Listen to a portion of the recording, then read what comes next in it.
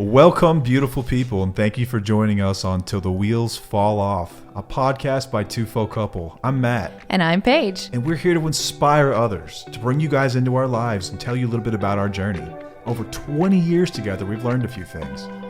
We're going to work toward being the best version of yourself possible. We're going to dig into building a positive mindset, discuss mental health, addiction recovery, improving fitness, building businesses, and insight into what it takes to navigate life today.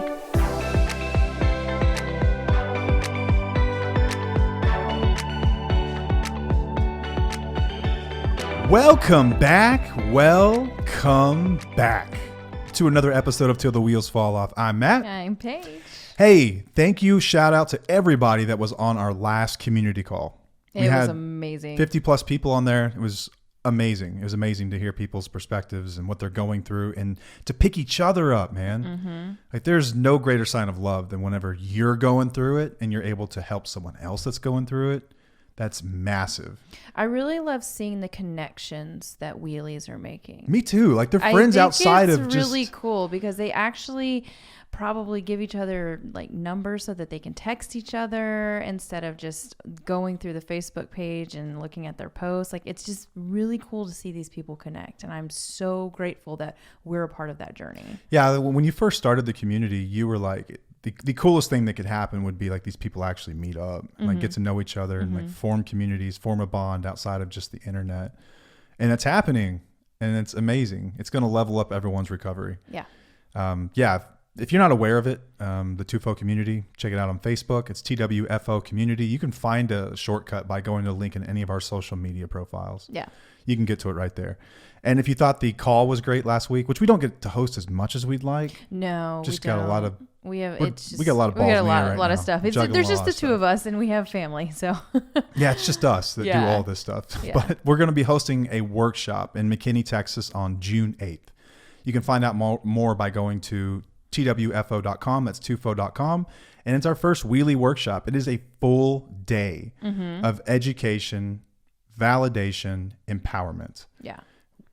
And we've got, I don't know how many signed up now, but pretty good amount of people. And there are even some couples that are attending together. I love it when the couples can get together because I know how much this leveled up my recovery, was really beginning to understand your journey through this. Our side. Yeah. It brought a whole new understanding to my behaviors and it made me that much more accountable. And it strengthened my recovery. It really did. Yeah, for sure. It really did. I recognize that. So if you are a couple that listens and you're interested in coming, we do have a requirement. Like you've got to be sober. You got to be sober. You have to be... I'm not going to say you need to be working a quote unquote program. That doesn't just mean you have to be going to AA or NA, but you need to identify as a sober person. You have to want to know more. You have to want to be educated about this. The person who has a substance use. Yeah. So the topic is what we just described. It's VEER. So it's validation, education, empowerment, recovery. We walk through a spouse's journey of healing. So that's the topic, right? We're not there just to show people, here's how you strengthen your marriage, because most people that are going to be there are going to be in it, like in the middle of it. So that's our topic. But like I said, my experience with learning about this stuff is that it leveled up recovery for both people. Yeah. So you can learn something from it, even if it's not quote unquote intended for you. Yeah. It's still the same message you hear here every single week. Yeah. And this is also for people who are still in a relationship with somebody who's actively using, somebody who's in early recovery, or somebody who has left the relationship. Yeah. Someone who's left the relationship could be the most validating thing you've ever heard. Exactly. Yeah, it's going to be incredible. I promise you that. We will deliver. We will show up. We will be there. It's going to be great. You're going to connect with other people that are going through it as well. In a full day, we will feed you. We will give you coffee to keep you awake and alert. You're going to drink all the coffee. Yeah, I'm going to need it too. Because that's your addiction. That's my thing now. Got to have something, man. I took everything else, so I got to have that. I'm holding this rock. I just realized this is my fidget. It has become your fidget on the podcast. More than a fidget, this is a sobriety token for spouses and partners. If you are a couple that listens, if you're someone that's been through it and maybe you listen, you're like, man, I put my loved one through hell. A small token of appreciation as you come up on sobriety anniversaries. This is a really cool way to show appreciation for the people that have been there, that you've put through it. On the back side of it, it says, thank you for being my rock. And on the front side, it's got our logo. Thank you for being my rock. I used to love that show. This is the second time that we've brought that up this week. Or you said it with somebody. I don't remember what it was. But I can't remember. Yeah, I was that. talking about Golden Girls with somebody. Yeah. You know that whole song. I used to watch it all the time. It's like on Nick at Night. I love that show. Anyway, okay. Where were we? Oh, our episode today. Well, hold on. We've got one more thing. We still have a course. Oh my gosh, yeah. Yeah, our course. Our online course. We it's just what you said, Veer, but it's way more in detail. It takes a lot longer to complete than a full day like a workshop. It's a lot longer than that. You get access to us. We still have it for 75% off for using the code Wheelies75. We even offer a payment plan. It's changing lives. And I know we say that almost every episode, but it truly is something that is completely different than anything else out there. It really is. And people we're not licensed professionals, but licensed professionals are starting to take notice. We have therapists that reach out. If you're a therapist that listens and you want to know more about it, send us an email at info@TWWOcouple.com. That's TWWOcouple.com. We'd be more than happy to kind of walk you through it, show you what it's like. If not just for you, then for your clients, if you feel like could be a valuable resource to them. Yeah. Be more than happy to work something out with you, but it's going to get people a ton of help. There's nothing else like it that I'm aware of. Right. Nothing. Not even close. Mm-hmm. Okay. Today's episode. We are going to talk about how to recognize abuse. This came from TikTok. Yes, it did. Somebody actually asked us if we've had an episode on this, and I had to think about it because we've talked about abuse a lot, but we haven't really talked about how to recognize it and what it looks like in a relationship. We don't like to use that word very much. People don't like to hear that word. It's a hard word, to swallow. It's like you hear that and you think, oh man, no, that's not me. My partner isn't abusive. Well, come to find out, we didn't figure out that you were abusive until much later after sobriety. Depends on how you define abuse, Yes. Yeah. So we're going to go down the whole. We'll discuss abuse as we understand abuse and what it looks like in most relationships that we come across and what it looked like in our own relationship and in our marriage. Yeah. And I kind of want to shift it for people in their mindset. Because when you hear this and you see abuse, you might think, no, this isn't me. And you don't want to hear it. It's scary. It's not something that you want to, you just don't want to see that word and you don't want to utilize it. So I want you to think about how you feel in your relationship. When somebody's treating you a certain way, how do you feel? Well, that's a red flag. Don't look at how they're acting. Think about how you're feeling. And that will help you say, maybe this is unhealthy. Maybe there is something going on within my relationship that is affecting me. For 1 second, can we back up to just the term and the word abuse? Yeah. I think labels have become a rather big deal for people. Mm-hmm. Like there are a lot of people that I know that don't like to use the term alcoholic or addict. There's a stigma around the word. Yep. And so there are other terms they use that essentially get at the same thing, but without the stigma attached through history. With abuse, do you think that happens? Like, is there shame that comes with that term? Yes. When someone says abuse, it's like, oh, wow. Yeah. That's what's happening. Because I had told myself for many years, like as a young person, I would say, I'm never going to be abused. You watch movies where the main character might be getting abused. Like, I would never get into an abusive relationship. I would never do that. But you think of it as being more just physical. There's so much more to it than that. Yeah, and not just physical, but just more apparent, like where like you're thrown up against a wall and screamed at or verbal abuse, or you look at movies and you think, oh, that person is doing that all the time in the relationship and there aren't any good times. That's what abuse looks like sometimes. Yeah, abuse is actually, it's not it doesn't just have to be apparent like these dramatic scenes in movies where someone's being screamed at or yelled at or having things thrown at them or punched or kicked or whatever, held down, you name it. Yeah. It's just more subversive than that a lot of the time in the relationships. And you're right. Like, it's not all the time. Mm-hmm. It comes up sometimes. Yeah. And when it comes up is almost just as important as it coming up at all. Yeah. The way it's used. It can be gradual. Like, there can be a time where it's like, ooh, wait, was that didn't feel right, but it's okay. Maybe he was just, having a bad day. Or it's okay, I'm going to give this person another chance. And then it just happens again and again and again, but you get sucked back into that good times. Then you forget. Before we dive off into the actual episode, like the content of the episode, let's just have a conversation like about that for a moment. Because all couples fight. Yeah. Like siblings fight. Like parents and children fight. Like we have disagreements in life and we argue. And sometimes we do and say things that we're not proud of. Everyone has done that. Everybody does that. Everyone has done that. Yeah. What's the difference between that? Like how do you draw the line between just normal disagreements? I shouldn't say normal, but like passionate disagreements and abuse. Because we've gotten in fights where like we've both said some horrible things, like yelled at each other. Yes. And then we'll laugh about it afterwards. Like, I'm really sorry. Like that or sometimes you just laugh it off. Like, man, that was crazy. You don't really address it. And it's almost like when it's not abuse. And then sometimes when the line was crossed. And I think that people struggle. I think maybe that's where the question came from to begin with. Like just struggling to know what the difference is.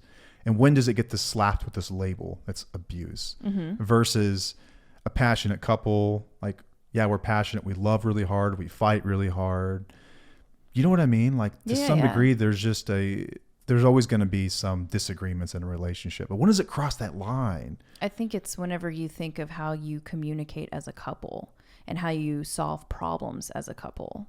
And that's when you recognize, okay, this is, if you're not solving the problems in a healthy way, then you can definitely say that maybe this is abuse. I think back prior to me recognizing this in myself and like what our relationship was like. And there is a night and day difference, I would say, compared to the way that I used to handle things just in general. Like the context of this episode should also include the fact that I consider myself a recovering abusive man as much as I do an abusive or a substance abuser. I was just abusive. And so much of it stemmed from I was thinking about this today, just selfishness. Like I am incredibly selfish at my core. I was thinking about this. I was with our son and we were talking about, he asked me a question. He's like, when's the last time you saw a movie at the theater? You were just like, oh, this is awful. And he always asks me these wild questions. Yeah, and I'm like, I don't even know. I couldn't tell you. And he said, I thought it was going to be Wonka whenever we saw the new Wonka movie, which is a musical, and it ended up being really good, actually. Yeah, it was great. But I remember when the movie came on and the first song started, having this moment where I was like, oh my God, this is so dumb. I've got to get out of here. How do I? And I was literally thinking about a way out, and like my energy changed, and like maybe you could even feel it. I've just got this disgusting energy about me when there's something I don't want to do. And I become so selfish and wrapped up in it. And the crap that follows out of my mouth is abuse.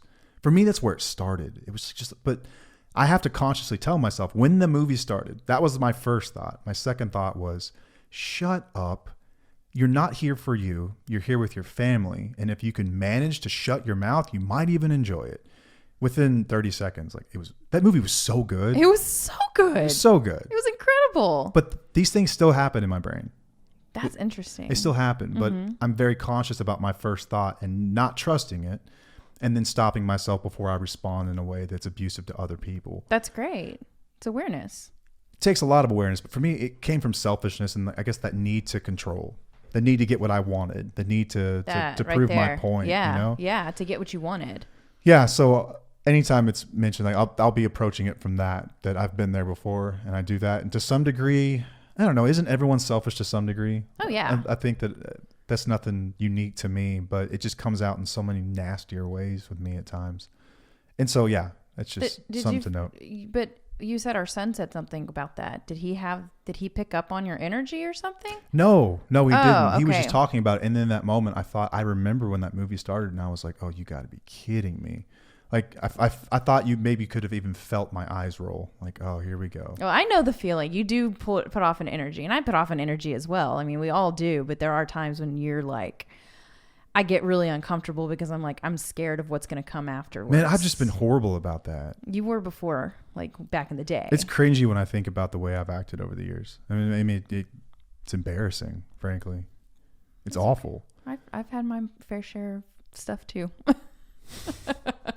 Okay, so let's get into it. What's the difference between abuse, normal, just, hey, I'm upset behavior? When does it sort of breach the line? Like, when do we get to the point where it's, hey, this is beyond just disagreeing or just having a different perspective than somebody, or just passionately arguing your point. Yeah. So let's get into it. Okay. So we go by the Lundy-Bancroft definition of abuse, which is someone that chronically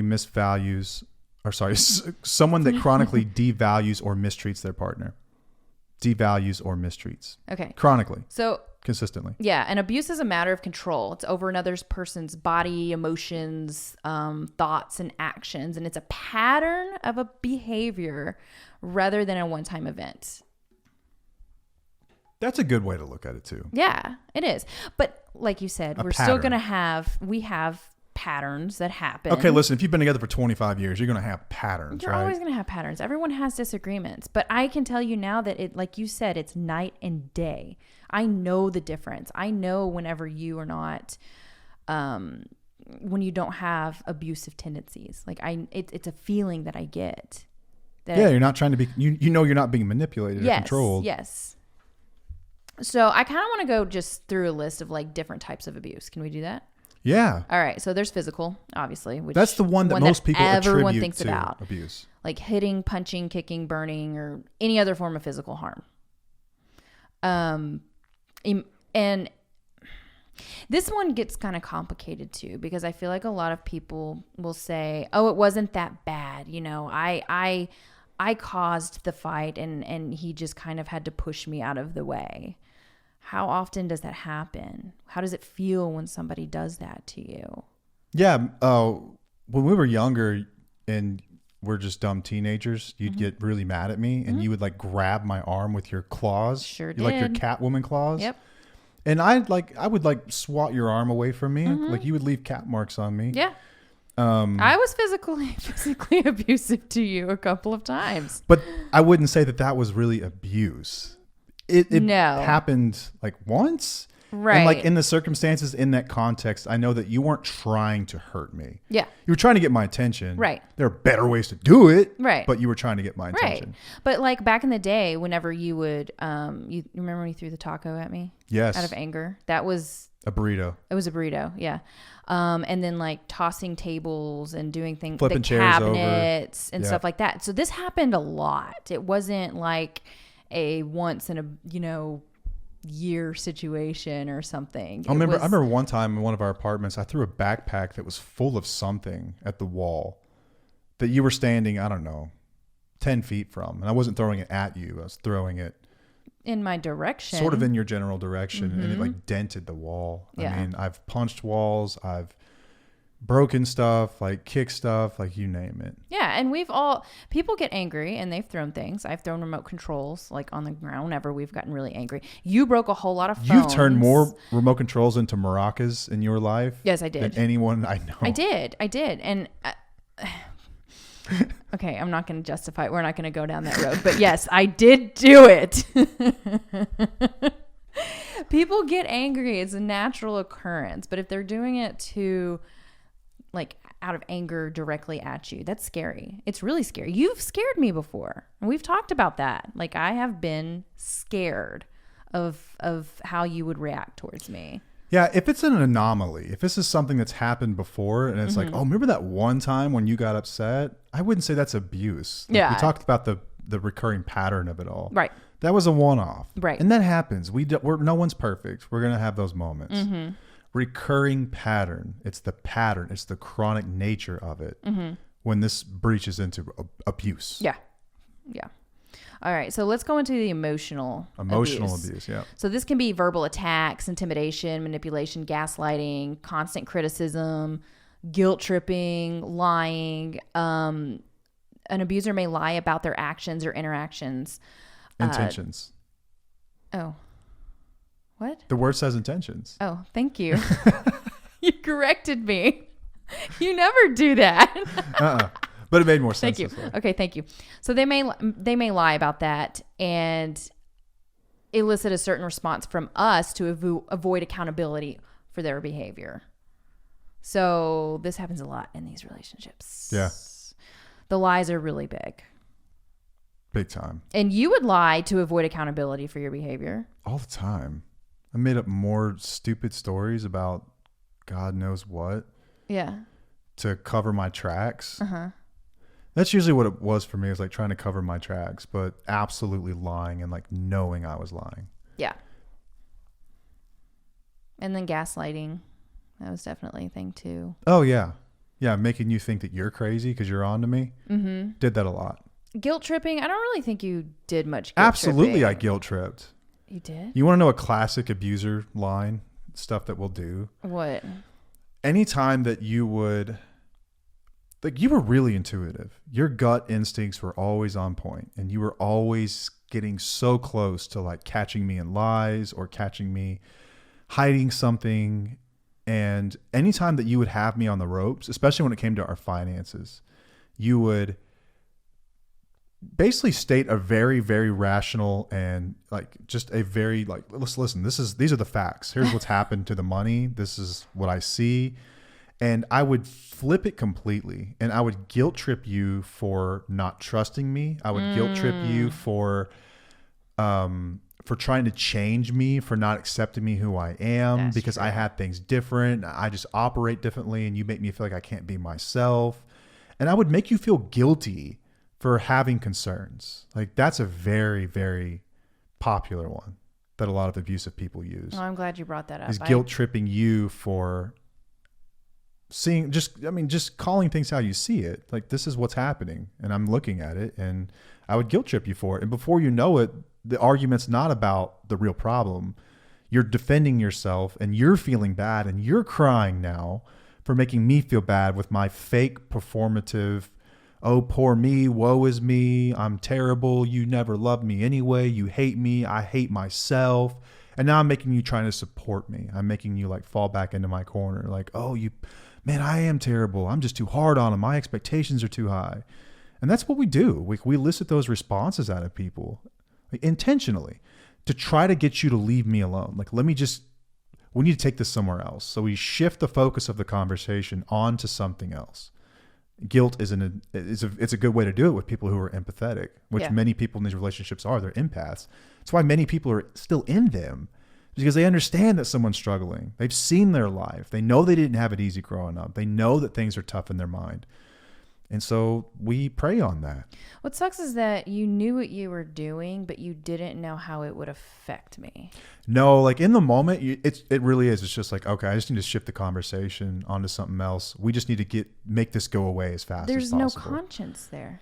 You don't really think about the effects of that. Like in the moment, you're not thinking like consciously, like, I know that when I say this, it's going to lead to all these downstream externalities that we experienced years later. That's crazy. Years later. Like, you just think in that moment, like, it's a white lie, or that right there. Like, you just think it's you used to always say that. What? I would always talk about lies and stuff, just in general. It wasn't necessarily lies towards me. It was just lies in general.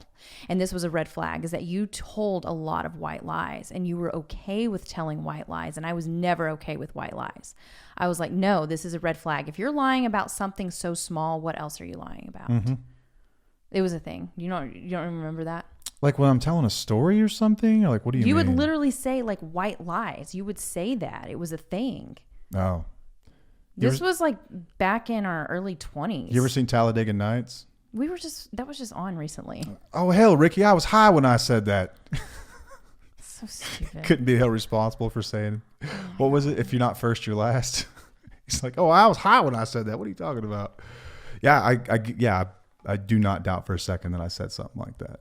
I don't remember it. I'm not going to lie, but I don't remember. Well, I mean, it was a thing. I guarantee you it happened, but yeah. Because, I mean, you lied about a lot of stuff, and that was your way of justifying your lies. It's like, oh, it's just a little white lie. It's not going to hurt anybody. But then it got worse. So this is an interesting conversation to have with you, because there are things that I don't remember back in the day because we've been so far removed from it. You know, you're 11 years sober. It's been a long time since we went down that path. And for you to recognize, and I think that's what makes this whole thing different than a lot of things out there. It's not just the addict speaking, and it's not just the spouse speaking. Like, you remember what you put me through and what you did. Yeah. There are a lot of things that I don't remember. I minimized a lot of things. So those behaviors in me, like, they were separate from the addiction. We've talked about this more times than I can count. That just because you remove the substance doesn't mean that a lot of these behaviors just appear automatically either. Like these things were separate. Abuse is separate from the addiction. They are not like one and the same. But there are a lot of people who will say, this is just me. That's who I am. So you just have to deal with it. What do you mean? Like even after the substance is removed and then they that, for sure. They're still going to keep saying that. Like, this is just me. This is just how I am. I knew that I was like, I don't know another way to put it. I knew that I was rotten in a lot of ways, like just rotten. Like I had parts of me that were just bad. Well, we all have parts of us that are bad. I don't want you to beat yourself up over that.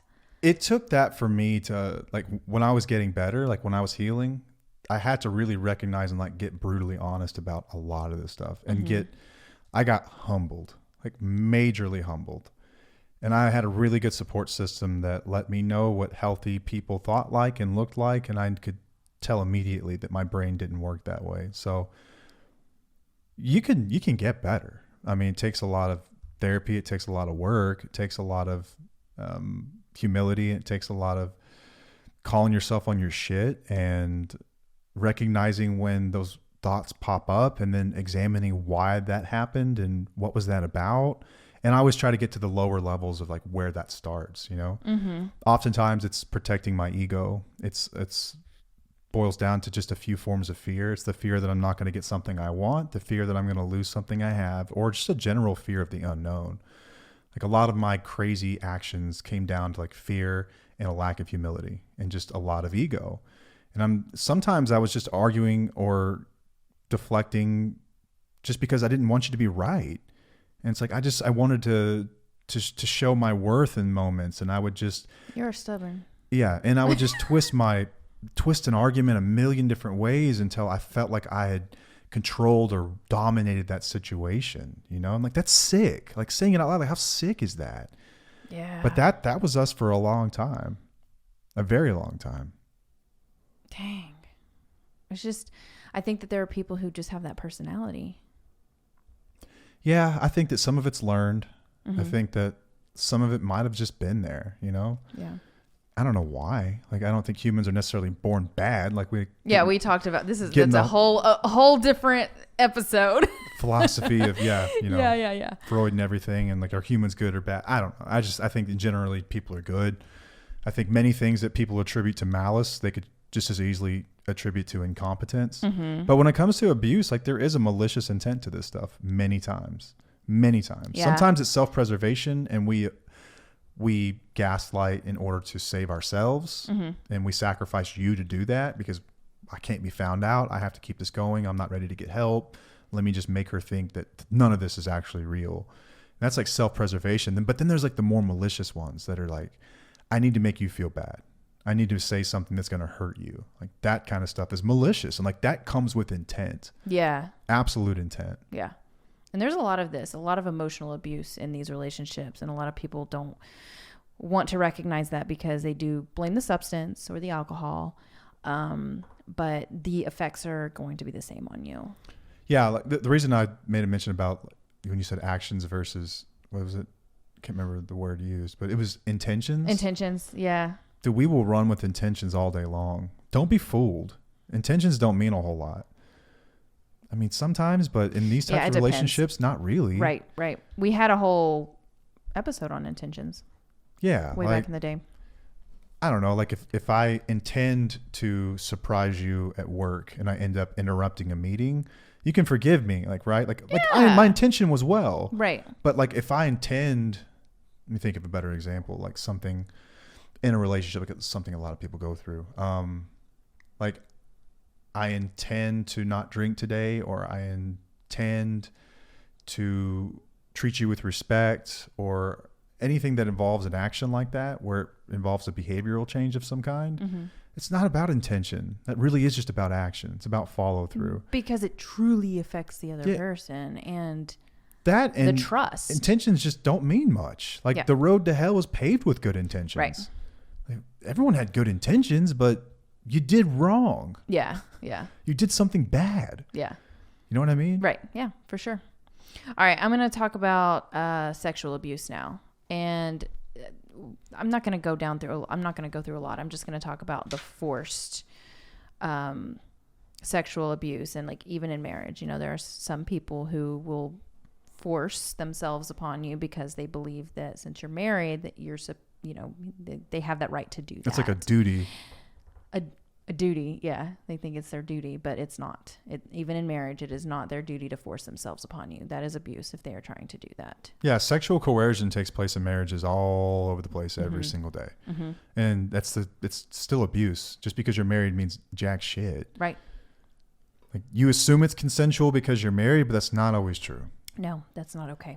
I'm sure there are many people who are in relationships, maybe even listeners of this show, that are in relationships where sex hasn't been really consensual in a long time. Yeah. They feel forced into it, or someone's over there moping or acting like a complete a-hole, or the ones that really get under my skin are the ones that hang their sobriety on it. Mm-hmm. It's like, if you'll just have sex with me, then I'll act right. It's like a transaction. Yeah. That's sick. Yeah. Like, your wife's not a prostitute, man. What's the matter with you? Right. That's not okay. And we have a full episode on that if y'all want to go listen to it and you haven't heard it yet. Yeah. You want to hear a rant, go to that one. Yeah. Okay. Now I want to talk about financial abuse. So this can be stealing money or property, withholding access to funds, or pressuring someone to give away their assets. You abused me financially. Yeah. Big time. I think that was probably the one thing, that was the last thing. That was like the last straw for me, because I worked really hard. I had my own job. I was, contributing to the home and contributing to the family. And you were draining the account, spending, well over $300 a day. And that was my money too. That's not okay. I always felt so bad about that. And then I turned around and I would guilt trip you, and I would make you feel bad for funds that you had to spend on like things that you needed and things that it was your money.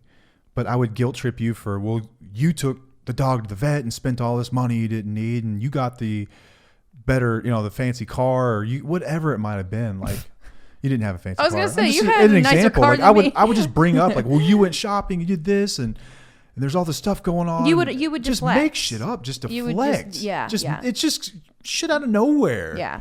And I find a lot of times that spouses aren't, I don't know another way to put this that doesn't sound just disrespectful, but not the best at defending themselves when it comes to, and maybe it's just because there's this power imbalance where the addict is always just dominating and controlling. Yeah. And so when you do speak up, you're very timid, and it's like you're scared to speak up and say what you really think, because it could turn physical. It could get really nasty. Or you turn it around on us. It's always going to be something else. We're never right. Yeah. We never have a place, even though we're very rational. Like, we're very logical people. You're on the money. Like, most of the time. Yeah.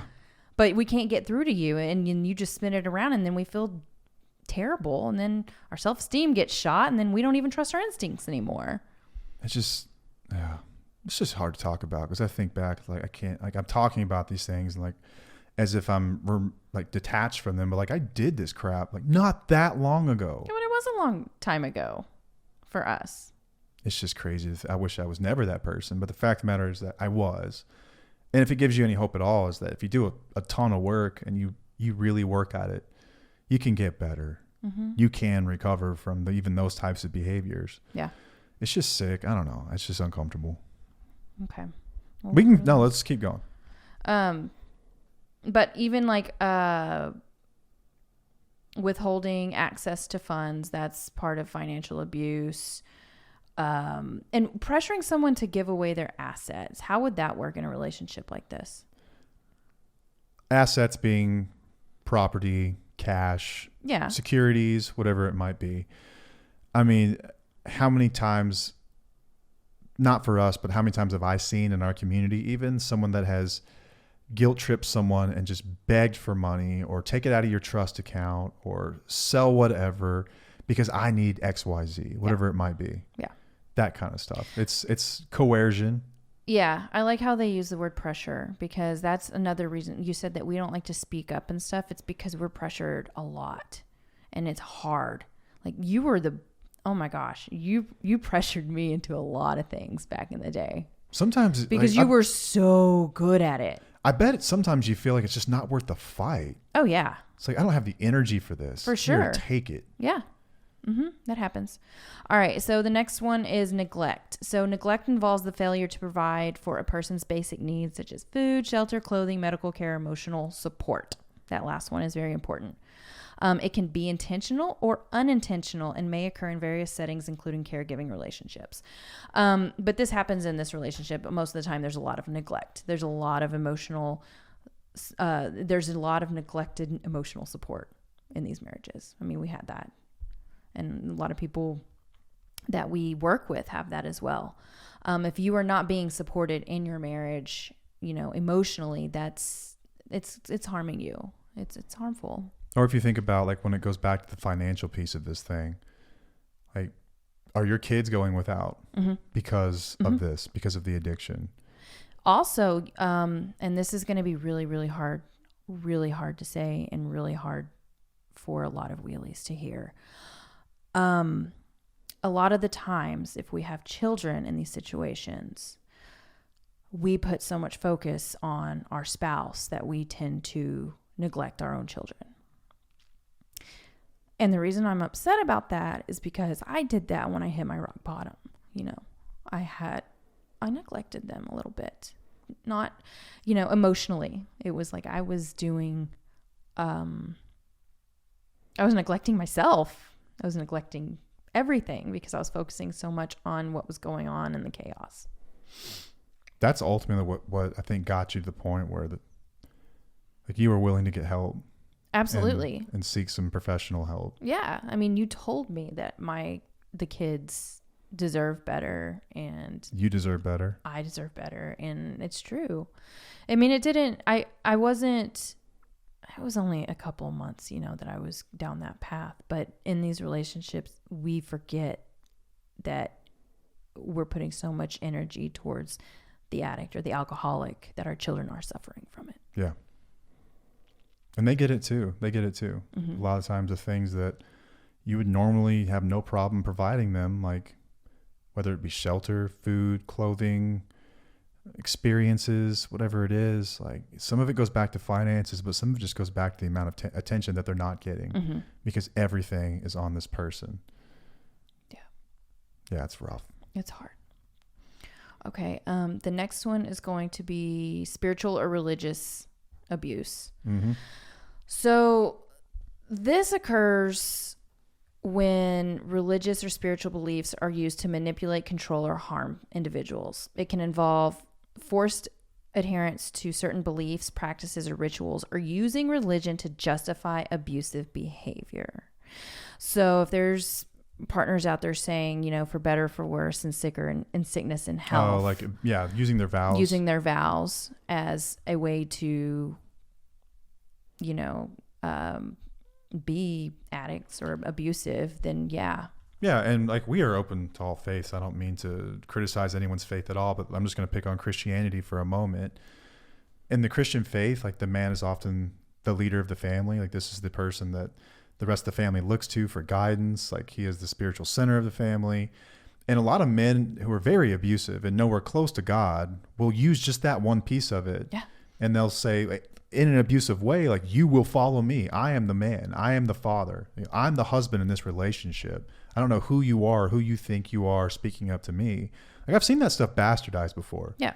That is not okay. That is spiritual abuse. And they'll even use Bible verses and they'll quote stuff and say, well, it says right here, you're misapplying that. If I ever saw it, man, that's not what that means. Yeah. You out of your mind? That happens all the time. We all have seen people that do this. Right. But yeah, or when you said some of the practices and beliefs, we talked about the sexual coercion thing. You can really spin any verse you want out of context. Yep. And justify damn near anything. Depends on how you want to use it and how creative you are. And people do this every day. Yeah. Yeah. Got anything else on that? No. Okay. You're on fire today. Okay. Well, I'm going to go down a list of, there's this, I follow this, he's not a professor. He's a psychologist. His name is Dr. Clark, and he is a narcissist specialist, and he wrote a book called Escaping Your Narcissist. And in this book, he listed out all of these different things that basically would make somebody say enough is enough. And it's a really, really long list. So if your partner does majority of this, then they may be abusive. So refusing to meet your needs, extreme selfishness, which is something you referred to earlier, refusing to create intimacy, refusing to talk about difficult topics, refusing to talk about anything he doesn't want to talk about. Oh, those two right there. Everyone knows that guy. Refusing to talk about difficult topics. Yeah. There's never a good time for it. There's always some excuse for why. Yeah. I'm stressed. This is going on. You know, I have this thing coming up. It's not the right time. There's so much going on at work, whatever it might be, or anything that he just doesn't want to talk about. Like, you can't ever bring up anything serious. Yep. Silent treatment for days and weeks, even months. Oh my, can you imagine? Months of that? No. And this is different from spouses who detach. I want you guys to not read this list and think of yourself, because it's different. It's totally different, because our silent treatments are not necessarily just silent treatments. No, there's two different types of silent treatment. There's a silent treatment when you're processing. This is when something's happened in your life. Like, let's say that there's been a death. You've just gone through a major life change of some kind. Like, let's say that your kids left the house and you're empty nesters, or you just lost your job. Something significant that's going to require some sort of an identity shift usually comes, for a lot of people anyway, comes with a period of processing. And that could mean that you are much more quiet than usual. You are not doing it to punish anybody. You are doing it because that's your process. Yeah. Okay. And generally the best way to talk about this is to communicate it and let someone know, I know I'm, like, they could even bring it up. Hey, you've been really quiet lately. You okay? I know I have been. I'm just really going through a lot. I just need some time to process. Fair. And you give them time to process. But the other type is whenever you get in a fight and they just shut down to punish you. They're punishing you. They want you to feel lonely. They want you to feel alone in everything, to make you feel like you have to earn their attention. Yeah. That's abuse. Okay. That's abuse. That's totally different. Wow. All right. I was never a silent type. No, you I was were not. the opposite. No. I would have moments. I would have days or mornings where I would wake up and I'm like, I don't want to talk. But it wasn't to control you, or, you know, what? You're just finicky. Like, What? you have, being a highly sensitive person, like, there are times where you're just overstimulated. You called me finicky because I'm an HSP. You're finicky. Where you just shut down. It's like an old car that won't start, and you're just like, you ain't getting much from her today, man. She's overloaded. Yes, it's true. And I know when that happens, and my response to that is, how can I be more helpful today? It's not, let me pry something out of you. I know when you get in those moments, like, you have to reset, and you kind of go through a period. It could be a day or two, like you mentioned, or you're just more quiet than usual. You don't want to be messed with. You don't want to hear anyone's BS, especially from kids. You just need to relax. Yeah. It's different than, like, what we're talking about. Yeah. You're finicky. Yeah. Thanks, babe. All right. Gaslighting, manipulating, extreme mood shifts. That's a big one. Yeah. Stonewalling, guilting, blaming you for everything, isolating you from family and friends, projecting, verbal abuse, constant criticism, mocking, you've mocked me, degrading. When did I mock you? Ooh. What? You, whenever I would get mad, like, way back in the day, you would just be like, like, you were, you're a dick. Quit laughing at me. Do you not? Oh, it's just like, listen, I'm like, so. Listen, everyone learns this in first grade. When you've been had in an argument, the best thing you can do is make a stupid face and go, oh, that was triggering. Don't do that. You said it was triggering because your brothers used to do it to you. Oh, yeah, my brothers did used to do that. One of my brothers. I didn't ever do it seriously. Oh, yes, you did. There's no way. No way. Are you serious? I cannot imagine ever doing that seriously. Yes, you have done it seriously, like dead seriously, and it's like, what are we doing here? When? Probably when you just got, like, super irritated with me and you just, like, wanted me to shut up when we were having big conversations. I swear you've done this before. Are you serious? I cannot imagine myself doing this not messing around. That's all. No. I wasn't kidding? No. How long ago was this? This has been since you've been sober, No. too. Nope. I'm calling it. You were full of it. You've probably done it one time when we've had our big conversations like that. Don't like to have. You are full of it. No, I'm not. There's no way. I can see your face and it just pisses me off. Does it look like a mirror? Okay, but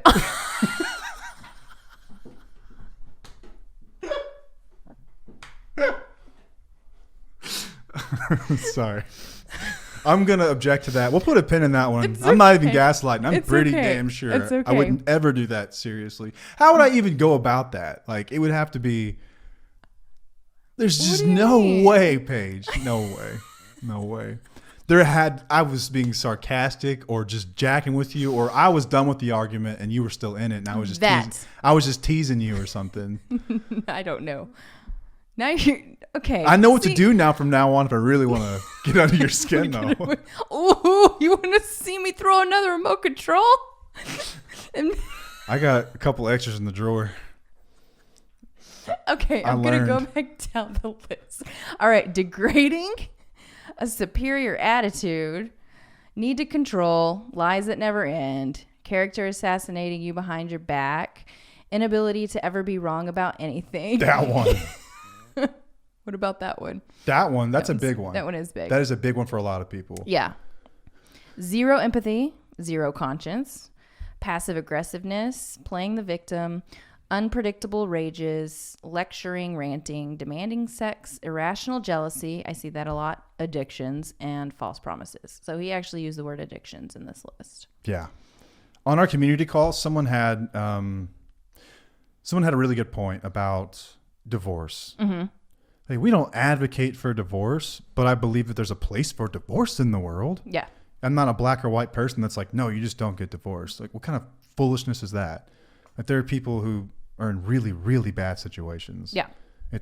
It's an option for a reason. Like, right. But anyway, it's a tough thing to come to terms with because many people, like, they made it when they take their vows, and they cannot imagine when they're taking their vows that they would ever be put in a position where divorce is an option. But there was something that this person referred to as the 4 A's of addiction. And it was abandonment, addiction, abuse, and adultery. Mm-hmm. Those were the 4 A's. And those are the 4 deal breakers. Yeah. I think that's a good list. I think it was amazing when she said that. I was like, wow. That's a good list. Yeah. That's all I had. Sorry, it's a tangent. Okay. So I want to talk about what happens to us long term when we're being abused. So when these types of things happen to us, we do go through this in the course in depth, actually. Why are you looking at me like that? No. Okay. Do you have a section in the course about abuse, right? I do. Yeah. Yeah, there's a module about abuse. Okay. And we talk about this because, like, I've seen wheelies, for instance, describe in the community. Like, hey, I'm going through X, Y, and Z. And it'll be like, he yells at me. He never takes accountability. He hides things, and he lies about where money's going. And he never, ever, ever listens to me. He's always got some argument about why I'm wrong, but he's not abusive.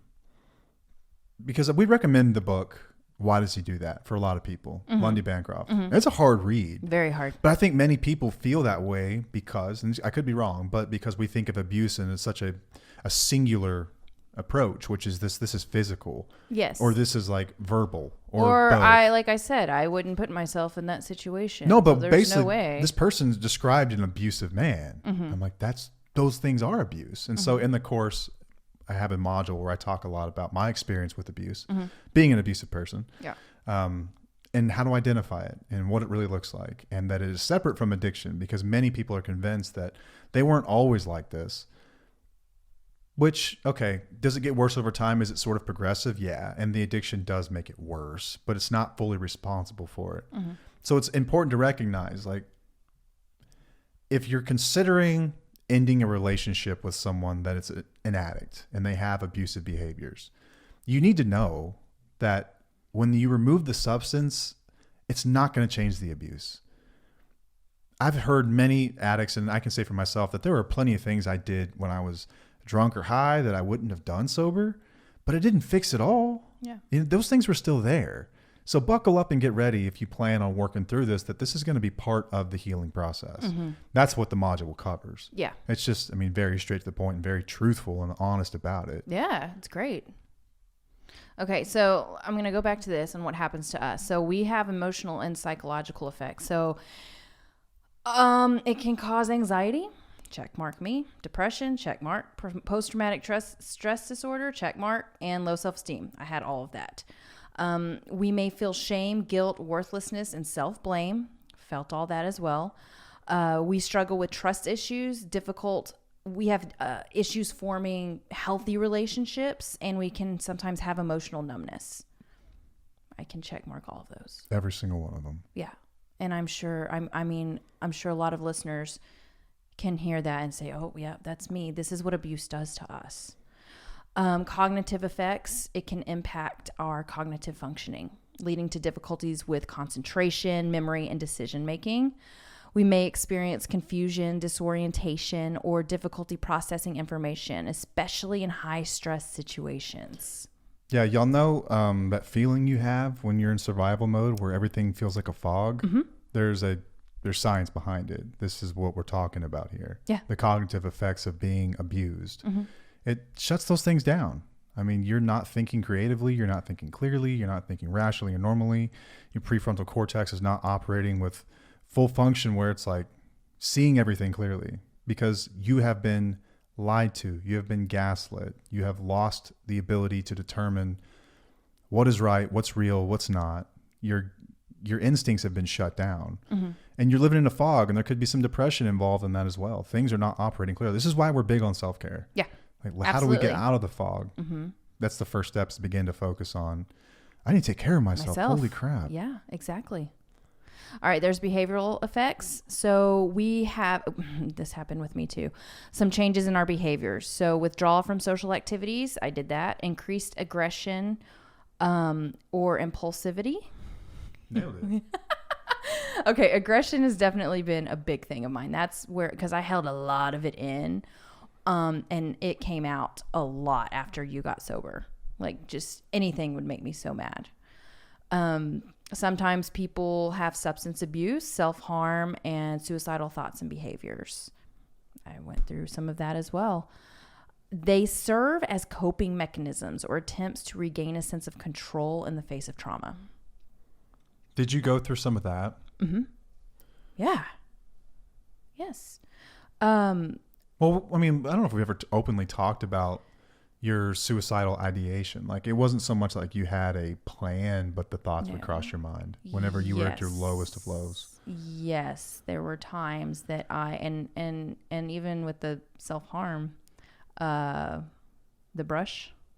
Yeah. You remember that? Yeah.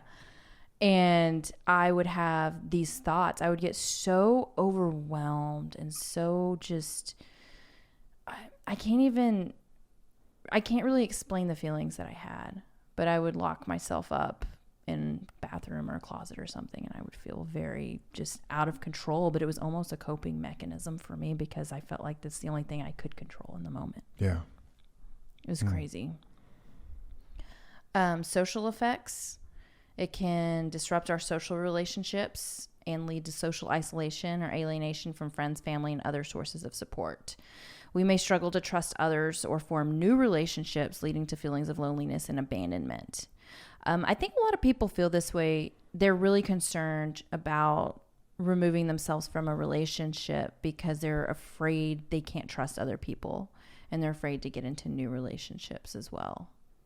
This has got to jade you beyond belief. It does. For me, absolutely. It's hard to trust people. Very hard to trust people.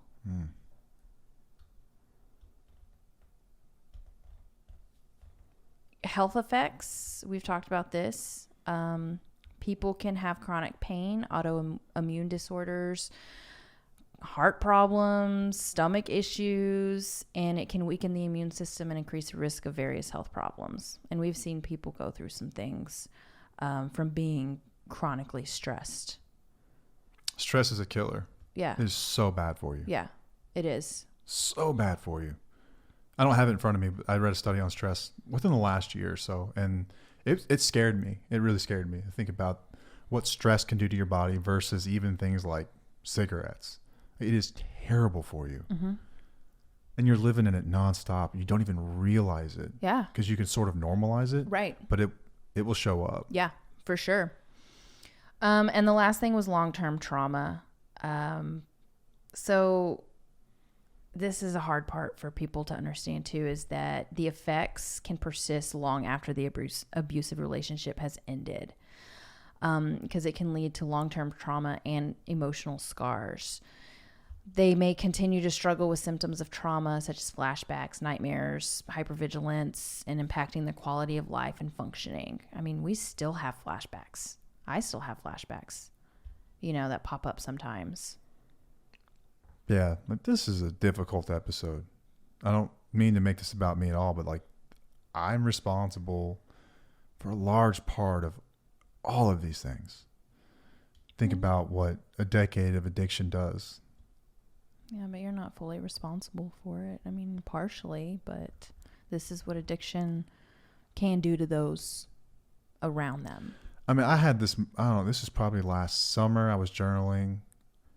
It was during a meteor shower. I don't remember which one it was. I think it's a Percy. It's like the one that comes around every year. Mm-hmm. And I was outside and I was journaling, waiting for meteor. Oh, I think you were here. I was asleep. Oh, yeah. Because it must have been 9:00. Exactly. But anyway, I was out there and I had this thought, and it's like, what would your life have looked like if we never met? And like, I just remember I broke down. I was like,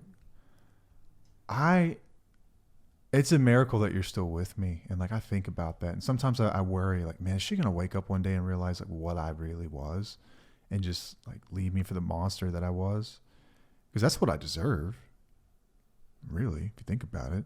No, you don't.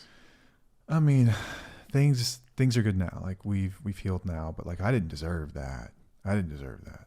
That was just grace. That was just you seeing good in me, giving me a shot, and then investing further as you saw changes, mm-hmm. because the work was being done. But damn, you went through hell. Yeah, but we still had good times. That's what's so crazy about all of this. Yeah, because it's not every day. Right, because we talk about this and so people might listen and they might think, oh man, God, that's a lot of shit for somebody to go through. How did you deal with that? How did you handle that? It's like, it's not all or nothing. Like, it wasn't always like that. It was progressive and it got worse over time, but it wasn't every day. And it wasn't even every week. It wasn't even, but it was consistent enough where it affected. I think couples kind of go through highs and lows, like things can be good, or you can be so busy and distracted that you're not really fighting. And that could last for a month, but then you consistently fall back into the low. Mm-hmm. Like our relationship now is just so much more stable. Like we don't have peaks and valleys really. Yeah, exactly. Like yes, it's exactly. It used to be peaks and valleys. Mm-hmm. And it's way more balanced. And like the highs were only high, like relative. And someone mentioned that on the call too, which was, I think, really powerful. It's like, you think things are good. Mm-hmm. Good compared to what? Mm-hmm. When good becomes a relative to abuse, that's not good. That's not really good. Right. Like, it just seems that way because bad is so effing bad. It's like if a good day looks like he didn't scream at me, we didn't fight about drugs or alcohol, or he didn't lie to me. That's good. Yeah. That's crazy. Mm-hmm. But that's what happens. And that's what our life looked like too. Uh-huh. And it's almost like you're waiting for the other shoe to drop and it's coming. Mm-hmm. And like, I remember going through those valleys like going through the peaks and like loving the way it felt when things were just like functional. And then knowing that I wasn't going to stop and I couldn't stop and that it was going to catch up with me again. Mm-hmm. And it seemed like each time, like every 6 months or so, like the low kept getting lower and lower and lower and lower. And I was like, I identified the pattern. Like I knew when this was coming to an end. Yeah. And like, that's whenever you were going through detachment and everything else. Yeah. This is probably winter, spring 2013, 2012, 2013. It's like that last 6 to 8 months, it was like the lows were getting lower and they were becoming more frequent. And I was like, I know that she's not going to tolerate this shit anymore. I just know it. Like you had a pretty low tolerance for bullshit, I think, in general, from most people, but for me especially. Like you've always held me to a high standard. Yeah. You've always held me to a high standard. And I don't resent that at all. I love that. I appreciate it. I'm grateful for it. Yeah. That's like when we talk about abuse too, that's something that a lot of abusive people will say. It's that you're just too hard on me. Like you just hold me too high of a standard. Bullshit. I don't believe that for a second. I don't. Like abusive people do that. That's what we do. Like oftentimes we do that. We hold people to high, crazy standards that are just unattainable. Yeah. And we throw it in your face whenever you can't do it. You didn't do that. I was never really that, but I've worked with enough of these guys to know that that's a very common one. Yeah. A very common one. Yeah. It's like that's their expectation. It's like the moon. That's not who they are though, but that's what they expect. That's a big one. That one's tough. It's hard to relate to, and just like being honest, because you're right. I didn't have that one. I had I checked a lot of these other boxes, but not that one. Anyway, that's all I got. Me too. This is a tough episode. It was really tough. Yeah.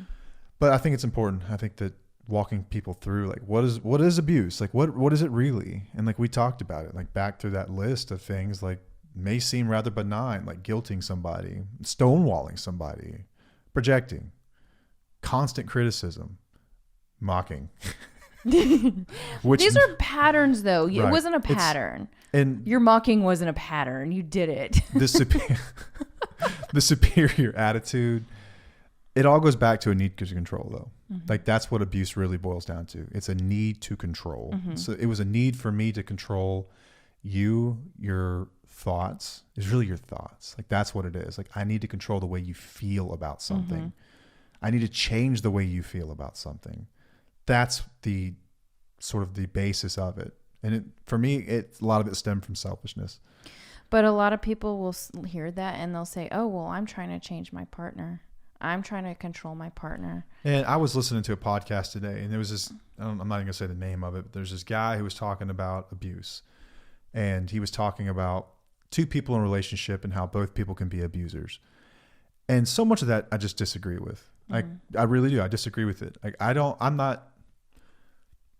think that if you're lazy about things and you want to just cast blame and say that this applies to black and white to everybody, I think that's just a lazy way of managing things. Like elementary schools do this, right? Our kids had what they call silent lunch all year because there's a couple of kids that keep acting up and they're in the same grade as him. And because those two kids act up or three kids act up, the entire third or fourth grade class gets silent lunch where they're not allowed to say a word because of three people. Okay, is everyone guilty to some degree of talking or maybe getting out of line? Sure. But we have three actors that are very much stepping over the line. Why are they not punished differently than the other kids? Yeah. Because it's just easier. Like these teachers got enough going on. I understand that. I get that. But a lot of people take that same concept and apply that to relationships. And like, this is what, listen, like I'm not anti-Al-Anon. I just don't think it's perfect. I don't think anything's perfect. I don't think we're perfect either. But I think the thing that it fails at is a very, very important piece of this, which is that your part's not as big as the other person. Yeah. You're not abusive like the other person is abusive. Yeah. Because people will look at their part and say, well, I do the same thing to him. Like I need to control him. Oh, you mean you needed him to stop drinking and hitting you? Yeah. You see how that's different? Right.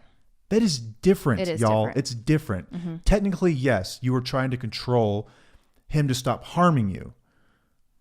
That's different than someone who is trying to harm someone else. They are more guilty. Yeah. They are responsible. Yeah. I don't believe this like equal trade that is made here. Like with codependency talks. Yeah. A lot of time it's, I'm codependent. I try to control his drinking. Yeah. It's not the same thing. It's not the same. It's not. It's not the same thing. Like with intention sometimes, I was trying to make you feel bad. I was trying to make you feel less than. I was trying to control your thoughts. I was trying to gaslight you. I was trying to change your reality. How is that the same as you asking me not to drink in the house? Yeah. It's not. But you get vulnerable people who are really, really hurt and really harmed. And like you tell them their life can get better if they do this. They do it. How's that beneficial? How is that really helping people? Like, damn it, it's about empowerment if it's about anything at all. That's not how you empower people. No. You first validate them, let them know that they're not crazy, which they knew all along. Yeah. They all do. Because when they show up and they find us, they're like, finally, I've thought this the whole time. Thank God someone else thought this. I thought I was crazy. I thought that I was just doing it wrong. Like, no, you're not crazy. Right. You can't a blanket apply the term abuse and to say that you're also abusive. Now, have there been times in your relationship where you might be abusive and petty? Sure. And that does happen. Yep. There are people who are incredibly petty and they want someone else to hurt. Yeah. They want to hurt you back because you made me feel like a piece of crap each time that you verbally abused me, berated me, whatever else. Do you have some responsibility there? Yeah. Yes. You do. You do. For sure. Part of it is that you continue to show up here. Yeah. You continue to show up here.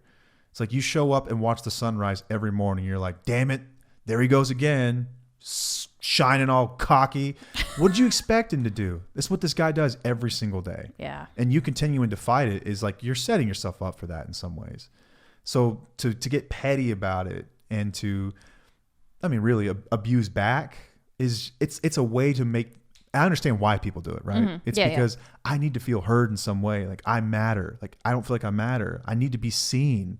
Like I need attention is not the right word, but acknowledge my existence. Yeah. Like, I'm here. For sure. Don't you see me? Yeah. And I get that, but I still think that's retaliatory, and it's not the same as the origination of it all. Exactly. Which comes from an abusive person. Yeah. Like I'm never gonna ever sit here and agree with that. I don't agree with the concept that it goes both ways. I don't agree with the concept that codependents are just as bad because that's bullshit. Yeah. Whoever came up with that is just like, I don't know. Is that something an alcoholic came up with? That's what it sounds like, doesn't it? Sounds like. I know. It's like, how can I create the perfect codependent wife that doesn't ask too many questions about all this? Right. Ooh, I know what I'll do. I'll make her feel bad about her part. Their part's so much less. Yep. Like I've said in our relationship, I think I had about 90% of the work to do. Yeah. You had about 10%. Yeah. And of that 10%, I can honestly say that there were still some things in there that I caused. I caused them. They were there. That they were your responsibility, but I brought them on. Yeah. But there were some things that were in you from the. No one's perfect. We all come with baggage and flaws. Everyone does. No one's immune to that. Right? Yeah, we talk a lot about that in the course too, about how I had stuff from the beginning too. Yeah, I cannot tell you how many times I've worked with someone in recovery, like I sponsor people and whatnot, and they will sit there and tell me about how their wife does all this, that, and the other. I'm like, dude, you're comparing apples to oranges right now. Like the only thing they have in common is that they're both fruits. Other than that, we're talking about two completely different things. Yeah. Like this is not the same. Right. Let's go through your stuff first, and then we'll get back to her. Yeah. And by the time we go through their stuff and get to hers, it's like, shit. Yeah. You see what I'm talking about now? How do you think she feels? It's a 90-10 split for me. That's what it was. It was 90% of it was on me. 10% was on you. And of that 10%, maybe 10% of that was shit I caused. So don't beat yourself up if you think that you might be an abuser too. Listen, like context matters. It does. We've had a reactive abuse episode as well. Yeah. Go listen to that. Yeah. I mean, but I think if you've got any part in it all is that you're showing up expecting things to be different when you've got patterns in history to show that they're not. Yeah. That's solid. Okay. That's all I've got. Yep. Well, all right. Till next time, I'm Matt. I'm Paige. We'll see you. Bye.